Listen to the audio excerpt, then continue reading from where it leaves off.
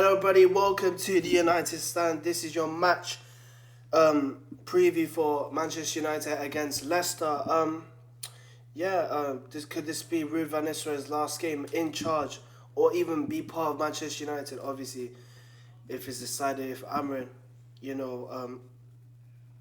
keeps him as his staff group. But if it's not, hopefully Ruud can leave with a win here. Obviously, unbeaten. Obviously beat Leicester. Obviously drew with Chelsea. Beat PAOK, and hopefully a win in which we should win against Leicester. Obviously Leicester, where they currently sit, 15. Obviously, from where is this recording now? Obviously West Ham have already played their game, and in between Man United and Leicester, obviously West Ham there. I think they drew against Everton. So yeah, obviously United need the 3 points, and hopefully we could get it. Obviously we did play them in the League Cup, but obviously it will be a different team to who we play obviously tomorrow. So obviously again, it should. I say it should be an easy 3 points, but there's this stat. Obviously, apart from Man City, Leicester are the only team to have scored in every Premier League game. So obviously, my prediction, I thought it could be a clean sheet. But obviously, seeing that stat, you almost feel like to yourself, it might not be a clean sheet. And obviously, to defend against obviously, Jamie Vardy, Buonanotte, Jordan Ayew, and obviously Stefan Mavididi, we could concede. You never know. We could be the first team to stop Leicester from scoring. But obviously, obviously massive 3 points. We need to win. Obviously, we want to win before, obviously, the international break. Obviously, so boring. But obviously after that, the next day after our game, obviously, AMORIM is appointed. So obviously, gives him time to, familiarize with the team and obviously work with them. But yeah, this is my lineup who I would go with. Obviously changes will be made from the PAOK game, but obviously Onana in goal. Martinez and De Ligt coming back. Mazraoui, but we did see him against on the right hand side against PAOK, and obviously Dalot struggling at left back. So hopefully Ruud doesn't play, Mazraoui at right back, and Dalot goes onto the right as well. So yeah, Mazraoui on the left and Dalot on the right. Midfield probably stick the same to when we played against Chelsea. Ugarte, Casemiro, It's almost like we're very defensively when we play those two pivots in both Casemiro and Ugarte, and obviously Bruno's the number 10. Now this is where it gets interesting because there's that obviously everyone probably know about Garnacho obviously hit back against the fan. Obviously I did do a video on that, so yeah. But I guess PAOK I could say, he did pass, obviously. But it was like, the game itself in the first half was flat out. And then obviously second half, he was passing. But when I start, I don't see why not. Because Rashford, again, I said it again, look, Ahmad should be on the right. There should be no debate on who should be on the right. Ahmad's got that, obviously, that right wing spot, but that's all to him. All he has to compete with is Anthony, and obviously everyone knows Anthony. After being here for a third season, he's not this. Obviously, he's not improving. But yeah, obviously the question is who should start at left wing. Is it Rashford or Garnacho? I don't want to. It's the same thing with fullbacks as well. But obviously with a fullback situation, our left backs are injured, so that's why you have to play two right backs. But with the left wing, it's either Rashford or Garnacho. It shouldn't be both starting, Like, who should play on the right wing? People say, oh, one good cross against Brentford, Rashford should start on the right wing. What's happened after that? He doesn't look that threatening in the right wing position. you know. And obviously this season, I don't know what happened with last season because Garnacho was such a threat from a right wing position, and obviously this season it hasn't worked out for him. And obviously, you know, he tried to come up against Reece James. That was a tough battle as well for him, you know. But obviously, but yeah, for me, I think you should go with. See, that's I go with Rashford because, you know, if Garnacho does make an impact off the bench, but he can also make it, you know, while he's starting as well. Obviously, you know, in these few games, it hasn't been the Garnacho we're seeing. But obviously, look, Rashford, you know, I thought maybe if he could come off the bench, you know, he could make an impact. I know it was against Pauk, but still, obviously he wasn't, you know, into the game as well. But obviously, I think I don't mind seeing Rashford as long as you see Ahmad, you know, after last game against Pauk, you know, it just showed him why he should start, you know. And striker, I mean, I'd go with Højlund. Obviously, again, you know, it hasn't, even him as well, you know, he hasn't been the same as well. Again, I said it again about, you know, people saying they want Gyökeres, that will solve our finishing. Like, it won't, because, you know, if Gyökeres comes in and we're playing the same way as we are right now, forget AMORIM, you think he's going to score all these goals, like 17 goals he's scoring? Yes, people might say it's just Farmers League, but at least his team is providing him service. You know, United can't even do that. So, yeah, I'd go with that. My prediction for this, I'd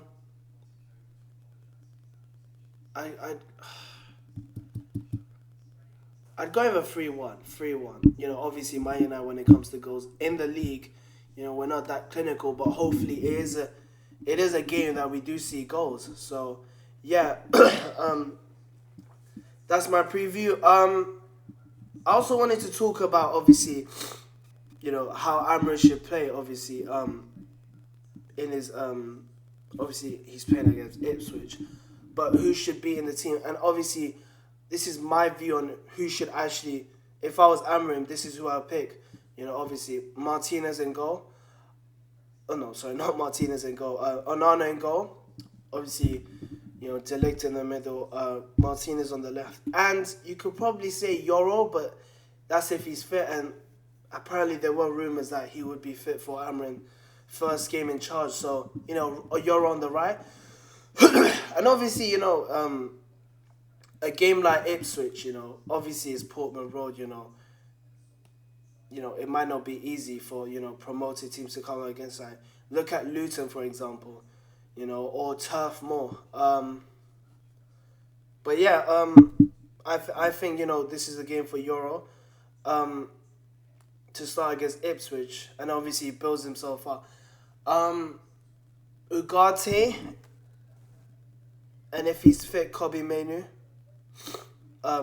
Left wing back, that's if he's fit. Luke Shaw, if not Mazraoui, and then obviously, I think Dalot in this wing back position would actually make him better, because obviously, if you go back 5 years ago to the Dalot that would struggle against wingers and wasn't, you know, defensively good, then you probably say wing back was the right position for him. And obviously, you know, since he's improved defending, you know, Amrin can give him more freedom in the attacking role and obviously put crosses in. So yeah, and this is where the question goes in. You know, he does play wingers, but when we're attacking, it's almost like it's two number 10s, where he does it with Gonçalves and Trincao, you know, because they have that creativity side of it. And I think he should put Bruno and Ahmad.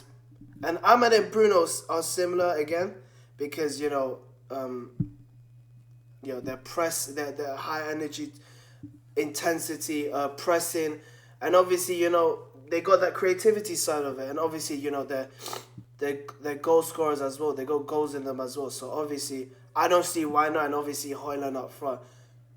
Or you never know, in the January transfer window we could get Gyökeres. But again, if we want to be a team that wants to score a lot of goals, like, it's not only the wingers we need to pass it to. It's also the striker as well. I mean, what's the striker's job? Scoring goals. That's it. You know. But yeah, hopefully AMORIM, because I don't want to... Look, obviously, I said in the previous video, he shouldn't make this mistake. Obviously, I'll say it here again. If he doesn't play his style of play, after one game against Ipswich, he plays free. Next game against Everton, he starts four at the back. That just shows that, it's the players that are telling him we don't want to play that way. It's showing that the players are in charge over here. And I don't want that because the thing is, when Tenor was in charge, before we were going to see his, that Ajax style of play, we didn't see it. That's why so many pundits and fans were saying, what is Tenor trying to play?